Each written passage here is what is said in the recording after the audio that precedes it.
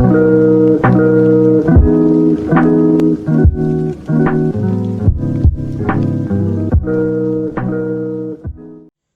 વિદ્યાર્થી મિત્રો, આજનો આપણો ટોપિક છે ડાઇલેક્ટ્રિક અને ધ્રુવીભવન.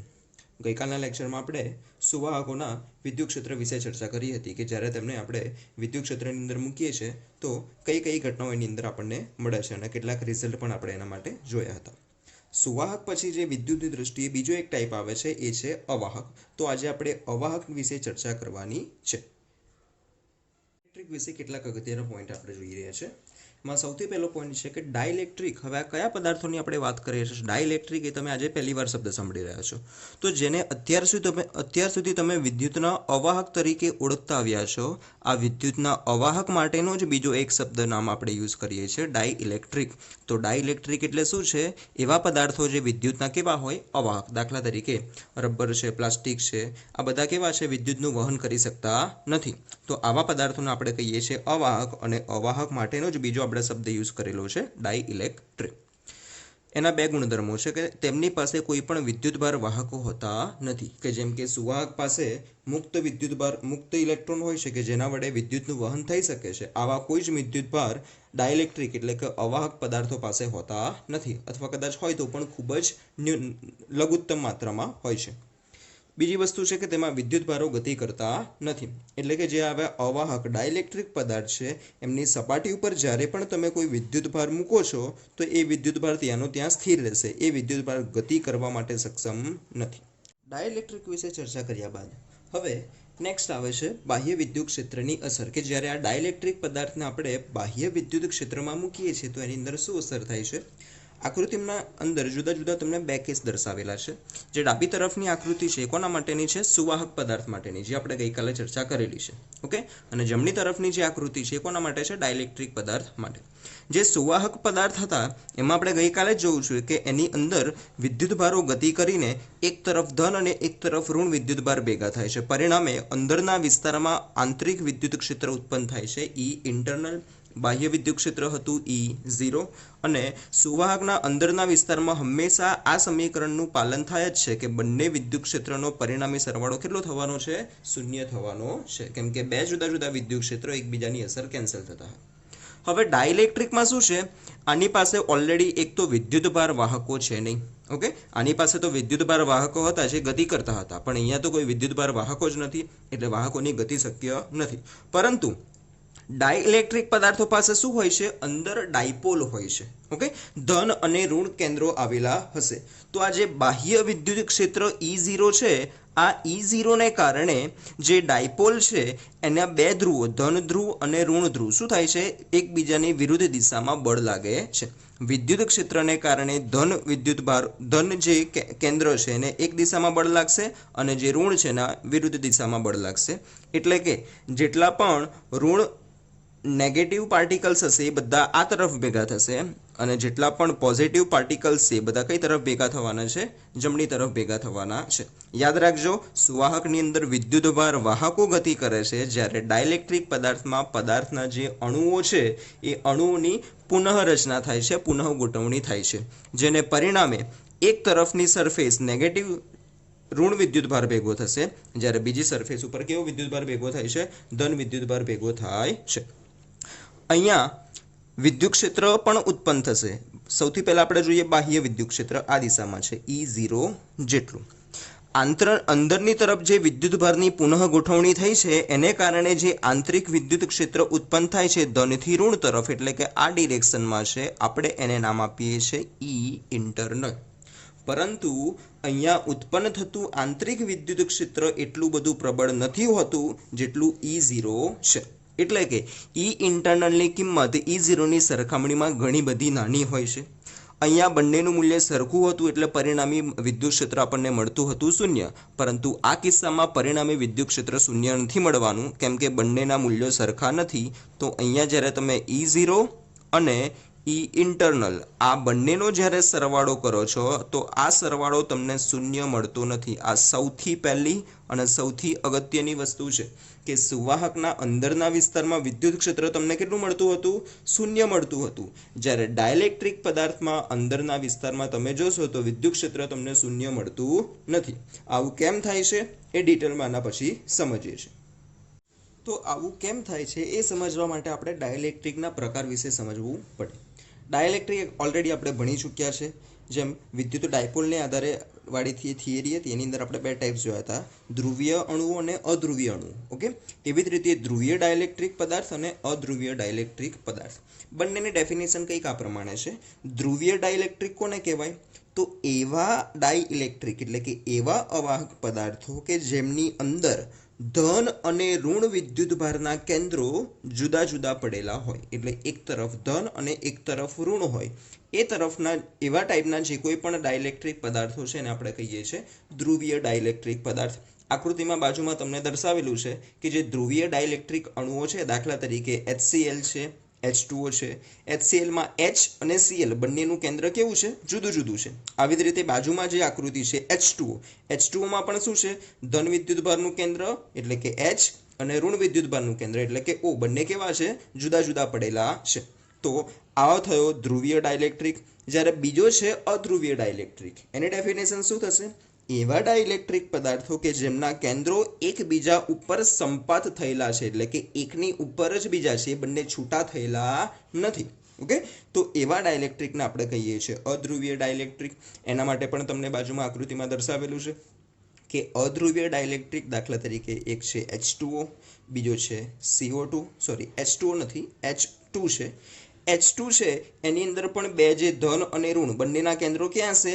બંને જે ગોળા તમને દર્શાવેલા છે, જે બિંદુ પાસે ગોળા ભેગા થાય છે એ સંપર્ક બિંદુ પાસે બંનેના કેન્દ્રો, ધન અને ઋણ બંનેના કેન્દ્રો ત્યાં જશે. જ્યારે CO2માં પણ એવું છે, ધન અને ઋણ બંનેના કેન્દ્રો ક્યાં હશે? જે પોઈન્ટ C છે એ બિંદુ પાસે જ ધન અને ઋણના કેન્દ્રો. એટલે કે અહીંયા બંને વિદ્યુતભારના કેન્દ્રો એકબીજા ઉપર જોડાયેલા છે, સંપાત થયેલા છે. એટલે એવા પદાર્થોને આપણે કહીએ છીએ અધ્રુવીય ડાયઇલેક્ટ્રિક પદાર્થ. તો આગળ આપણે જોઈ રહ્યા છીએ કે બાહ્ય વિદ્યુત ક્ષેત્રમાં વિદ્યુત ડાયઇલેક્ટ્રિક પદાર્થો. અહીંયા સૌપ્રથમ આપણે વાત કરીશું અધ્રુવીય ડાયઇલેક્ટ્રિક પદાર્થોની.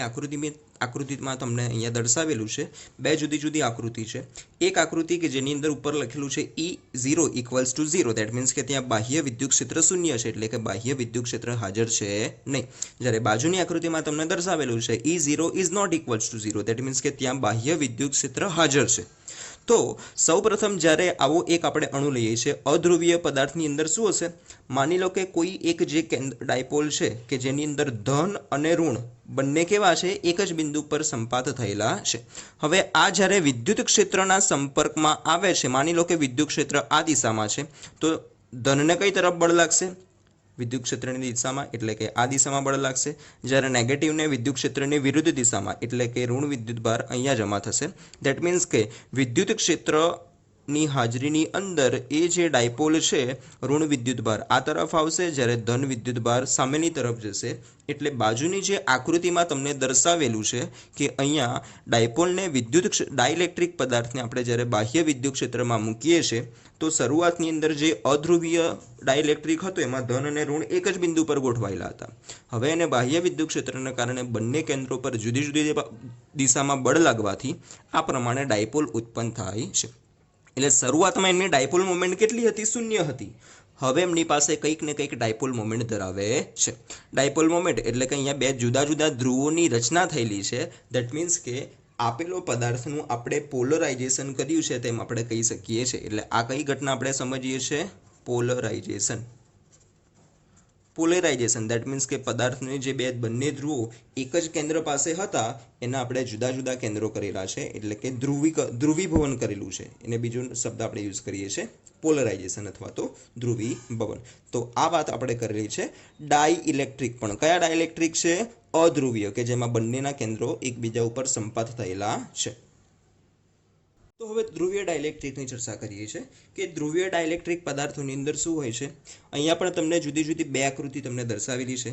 એક જે પહેલી આકૃતિ છે કે જેમાં ઉપર લખેલું છે E0 = 0 અને બાજુની આકૃતિમાં છે E0 ≠ 0, એટલે કે ડાબી તરફની આકૃતિમાં વિદ્યુત ક્ષેત્ર નથી જમણી તરફના આકૃતિમાં વિદ્યુત ક્ષેત્ર હાજરી દર્શાવે છે. ડાબી તરફ તમે જોઈ શકો છો કે જ્યારે વિદ્યુત ક્ષેત્ર 0 હોય છે તો એ કન્ડિશનમાં જેટલી પણ ડાયપોલ છે, હા અહીંયા ધન અને ઋણના કેન્દ્રો જુદા જુદા છે એટલે ઓલરેડી દરેક અણુઓ પાસે કંઈક ને કંઈક ડાયપોલ મોમેન્ટ છે.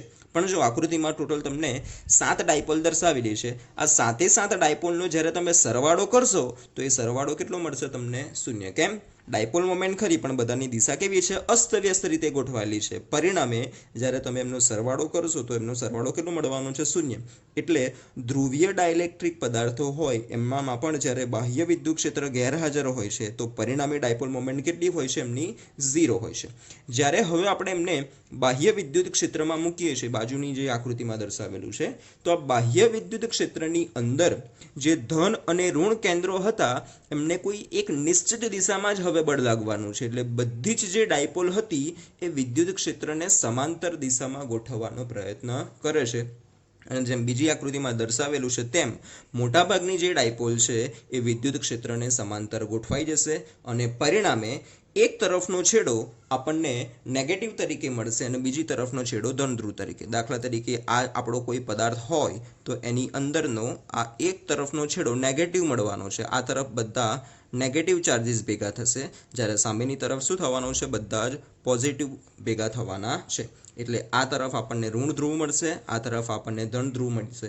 તો અહીંયા પણ આપણે ડાયપોલનું શું કર્યું છે, અથવા તો ડાયલેક્ટ્રિક પદાર્થનું ધ્રુવીભવન એટલે કે પોલરાઇઝેશન કરેલું છે. અહીંયા આપણે માત્ર વાત કરી છે બંને છેડાઓની.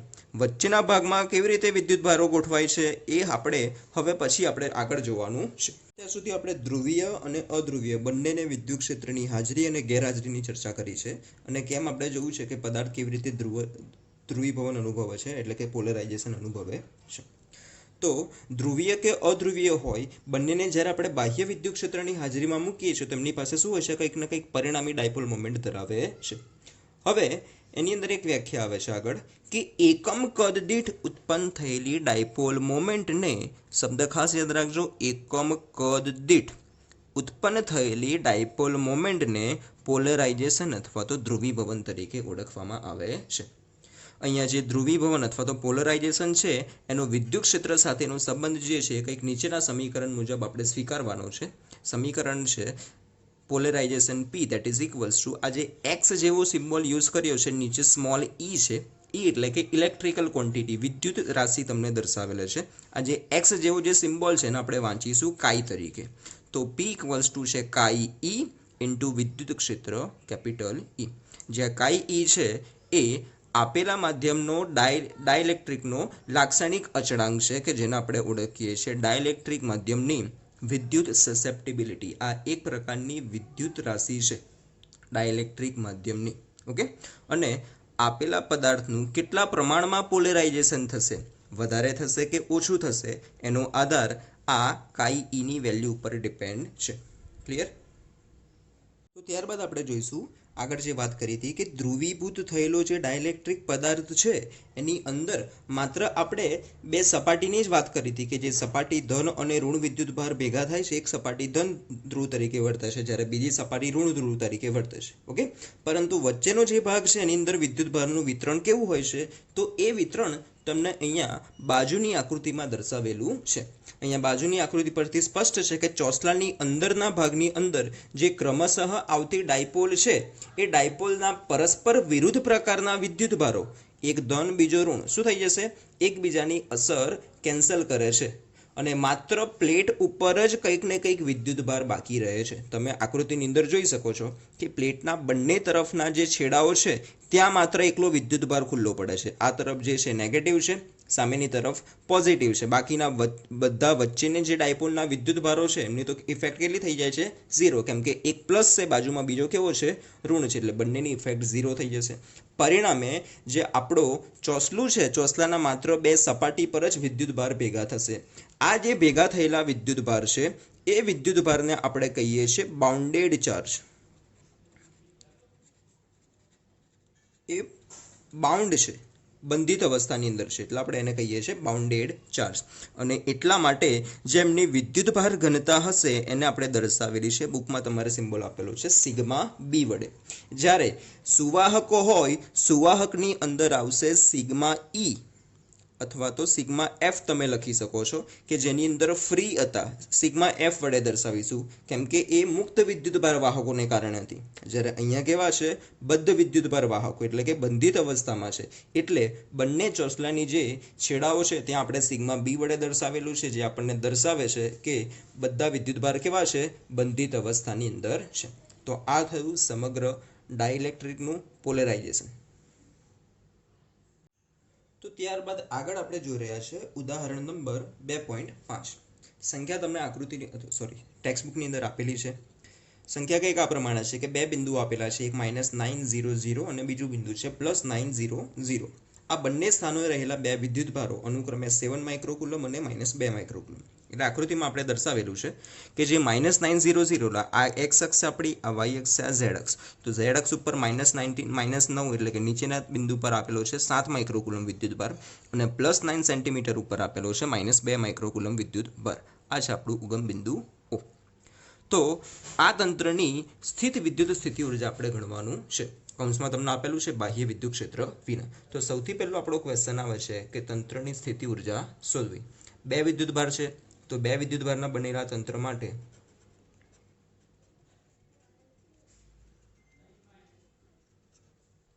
જે સ્થિતિ ઉર્જા આપણે શોધવી છે એ સ્થિતિ ઉર્જાનું સૂત્ર ઓલરેડી આપણે થિયરી ભણી ચૂક્યા છે. તો એની અંદર સ્થિતિ ઉર્જા આવતી હતી U that is equals to K Q1 Q2 divided by R12 બંને વચ્ચેનું અંતર. ચલો કિંમતો મૂકીએ બધી અંદર. K ની કિંમત છે 9 × 10⁹ ગુણ્યા Q1 એટલે કે વિદ્યુતભાર આપેલો છે 7 માઇક્રોકુલમ ધેટ મીન્સ કે 7 × 10⁻6. બીજું વિદ્યુતભાર Q2 -2 માઇક્રોકુલમ છે, નેગેટિવ આપણે આગળ લખીએ છીએ 2 માઇક્રો ધેટ મીન્સ કે -6 ડિવાઇડ બાય R12 બંને વચ્ચેનું અંતર. ચલો 0 થી ઉપર પણ 9 સેન્ટીમીટર છે, નીચે પણ 9 એટલે ટોટલ કેટલું થયું બંને વચ્ચેનું અંતર 18 સેન્ટીમીટર. 18 સેન્ટીમીટરને આપણે મીટરમાં કન્વર્ટ કરીએ તો 18 × 10⁻2 મીટર. આનો તમે સાદુરૂપ કરશો તો તમને આન્સર મળવાનો છે 0.7 જૂલ. બટ આગળ નેગેટિવ છે એટલે આપણે માઇનસ લખીએ છીએ. આ તમને તંત્રની સ્થિતિ ઉર્જા મળી. આ પહેલા ક્વેશ્ચન આન્સર આપણને મળ્યો. બીજો જે ક્વેશ્ચન છે એ ક્વેશ્ચન આપણને પૂછ્યો છે કે આ બંને વિદ્યુતભારોને અનંત અંતરે લઈ જવા માટે કેટલું કાર્ય આપણે જરૂરી છે. ચલો અત્યારે તંત્રની અંદર વિદ્યુતભાર છે, એની પાસે કંઈક સ્થિતિ ઉર્જા છે. આ સ્થિતિ ઉર્જાને આપણે નામ આપીએ છીએ UI. હવે મારે આ વિદ્યુતભારને ક્યાં લઈ જવા છે? અનંત અંતરે લઈ જવા છે. તો વિદ્યુતભારને અનંત અંતરે લઈ જવા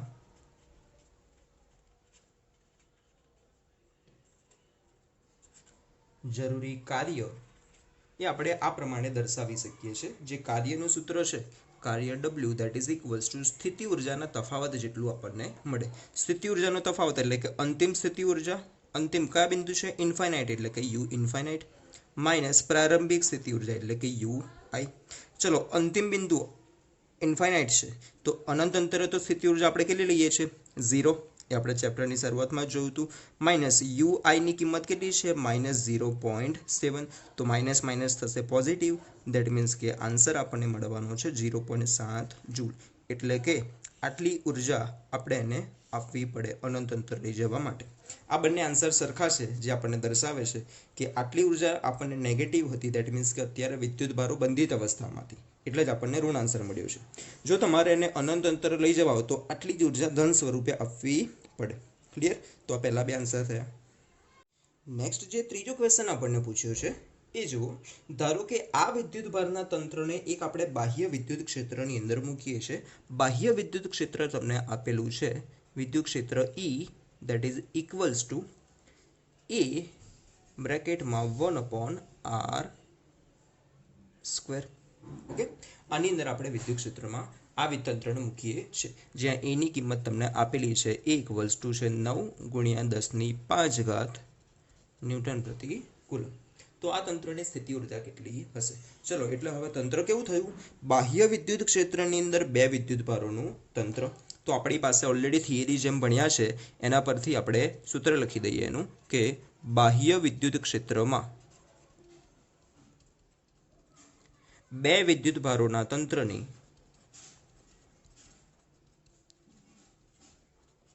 જે સ્થિતિ ઉર્જા છે એ સ્થિતિ ઉર્જા સમીકરણ ઓલરેડી આપણે ભણી ચૂક્યા છે બાહ્ય વિદ્યુત ક્ષેત્રવાળી થિયરીમાં. સમીકરણ કંઈક આ પ્રમાણે હતું: સ્થિતિ ઉર્જા U બરાબર પહેલો વિદ્યુતભાર Q1 અને એ બિંદુ પાસેનું સ્થિતિમાન એટલે કે VR1 plus Q2 into VR2 plus બંનેના તંત્રની સ્થિતિ ઉર્જા દેટ મીન્સ કે એ હતી કે Q1 Q2 divide by R12. આ ત્રણની અંદરથી જુઓ Q1 Q2 ઓપન R1T ની વેલ્યુ આપણી પાસે ઓલરેડી છે -0.7, એટલે બાકી શું રહ્યું? Q1 into VR1 Q2 into VR2. અત્યારે આપણે આની આપી રહ્યા છે સમીકરણ નંબર 1. હવે જે આપણું વિદ્યુત ક્ષેત્ર શોધવું, અહીંયા આપણે વિદ્યુત સ્થિતિમાનની જરૂર છે. તો વિદ્યુત સ્થિતિમાન માટે હું શું કરું છું? વિદ્યુત ક્ષેત્ર અને વિદ્યુત સ્થિતિમાન વચ્ચેનો જે આપણો સંબંધ છે, શું છે સંબંધ? E ઇક્વલ્સ ટુ છે -dV અપોન dr. આ વિદ્યુત સ્થિતિમાન અને વિદ્યુત ક્ષેત્ર બંને વચ્ચેનો સંબંધ છે. આગળ આપણે જોયું તો ડીની જગ્યાએ ડેલ્ટા લખ્યા હતા. આમાંથી ડીવીને હું સૂત્રનો કરતા બનાવું તો મને કંઈક મળશે આ પ્રમાણે: ડીવી ઇક્વલ્સ ટુ માઇનસ સામે જતા રહેશે તો -E ઇન્ટુ dr. મારે તો વી જોઈએ તો બંને બાજુ હું સંકલન લઈશ તો ડી નીકળી જશે, એટલે integration d v that is equals to થશે integration of -E into dr. E અચળ છે એટલે એની અંદર આપણે કિંમત આપેલી છે A ઇન્ટુ 1/r². એ કિંમત અંદર મૂકીએ, માઇનસ બહાર કાઢીએ છીએ. ઇન્ટિગ્રેશન A ઇન્ટુ 1/r² એટલે કે A/r² ઇન્ટુ dr. એ અચળ છે, બહાર આવી જશે એટલે માઇનસ એ સંકલનની અંદર રહ્યું છે 1/r² dr. આ 1/r² છે એનું સંકલન આપણને ખબર છે શું થશે? -1/r. એટલે ઓલરેડી બહાર એ છે અને બ્રેકેટની અંદર આવશે -1/r. માઇનસ માઇનસ થઈ જશે પ્લસ, દેટ મીન્સ કે ફાઇનલી આન્સર આપણને મળ્યું હશે A ડિવાઈડ બાય R. એટલે કે R જેટલા અંતરે વિદ્યુત સ્થિતિમાનનું સૂત્ર મને મળ્યું V ઓફ R બરાબર A/R.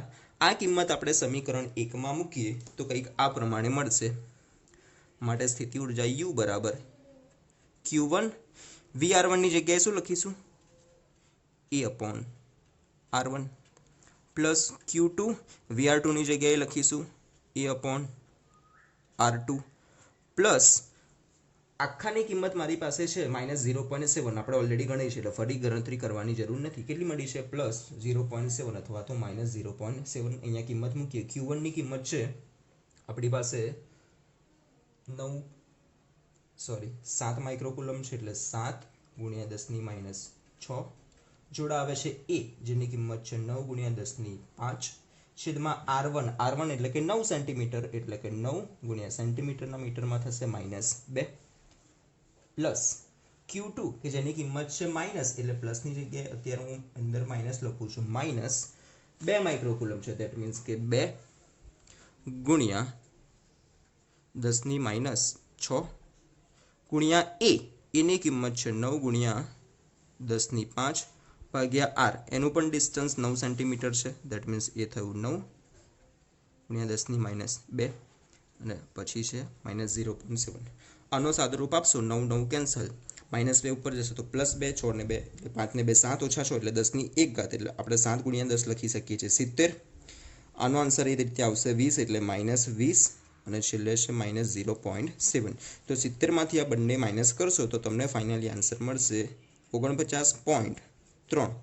અને વિદ્યુત સ્થિતિમાન આપણે સ્થિતિ ઉર્જા શોધીએ છીએ, એકમ શું આવશે એનો જૂલ. તો આમ તંત્રને બાહ્ય વિદ્યુત ક્ષેત્રમાં મૂકતા મળતી ઉર્જા કેટલી મળી છે? 49.3 જૂલ. આ 4 માર્ક્સમાં પૂછાઈ શકે તેવો ઇમ્પોર્ટન્ટ એક્ઝામ્પલ છે.